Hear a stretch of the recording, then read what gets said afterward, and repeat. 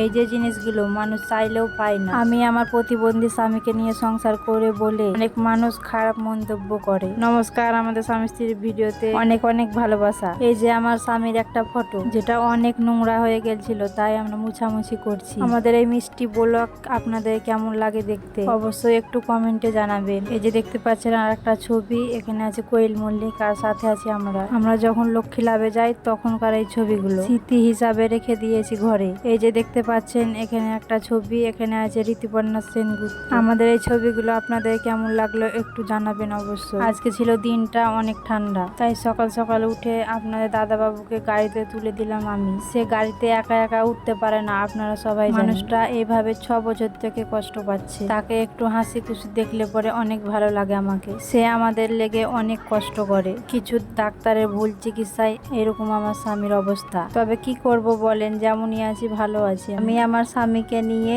যেভাবে কষ্ট করি চাইলেই কোনো মেয়ে পারবে না। তবে আগে আমাকে অনেক মানুষ বলতো, এই প্রতিবন্ধী স্বামীর ঘর করছি, এই প্রতিবন্ধীর কাছে কি আছে, কিছুই তো না। তবে সেই মানুষগুলোকে বলতাম তার কাছে ভালোবাসা আছে, টাকার চেয়েও বড় ভালোবাসা। টাকা দিয়ে সব কিনতে পারা যায়, কিন্তু ভালোবাসা কিনতে পাওয়া যায় না। আমি আমার প্রতিবন্ধী স্বামীকে নিয়েই সুখে আছি। তো আমার স্ত্রী আমাকে গাড়িতে তুলে দিল, আমি উঠে গেলাম গাড়িতে। তারপরে একটু বাইরে যাওয়ার জন্য রেডি হয়ে গেলাম, যেহেতু বাড়ির মধ্যে সবসময় একাই একাই থাকি, ভালো লাগে না, তাই একটু বাইরে বেরোয়। আর এই যে আমি 6 বছর থেকে এইভাবে পড়ে আছি, 6 বছর থেকে নিয়ে আমার স্ত্রী আমাকে নিয়ে অনেক কষ্ট করে। তাকে চাই আমি যেন সে হাসি খুশি দিনগুলো কাটাতে পারে, আমাকে নিয়ে তো অনেক কষ্ট করেছে সারা জীবন। আপনারা যদি আমাদের ভিডিওগুলো দেখেন, একটু লাইক কমেন্ট শেয়ার করেন, অনেক উপকার হবে আমাদের। তারপর বাড়ি থেকে বাইরে চলে এলাম, আর আপনাদের দিদি ভাই আমাকে পয়সা দিল দোকান থেকে সার্ফে কেনার জন্য। পয়সাটা নিয়ে আমি চলে গেলাম দোকানের উদ্দেশ্যে সার্ফে কেনার জন্য। কিছু মানুষকে দেখছি আমাদেরকে নিয়ে অনেক খারাপ মন্তব্য করছে, তাদেরকে অনুরোধ করে বলছি, দাদা আমাদেরকে নিয়ে খারাপ মন্তব্য করবে না। যদি একটু হাসি খুশি জীবন কাটাতে পারি তাহলে আপনাদেরকে একটু ভালো লাগবে, যেহেতু প্রতিবন্ধী ছেলে। সবাই ভালো থাকবেন, সুস্থ থাকবেন, আবারও দেখা হবে অন্য কোনো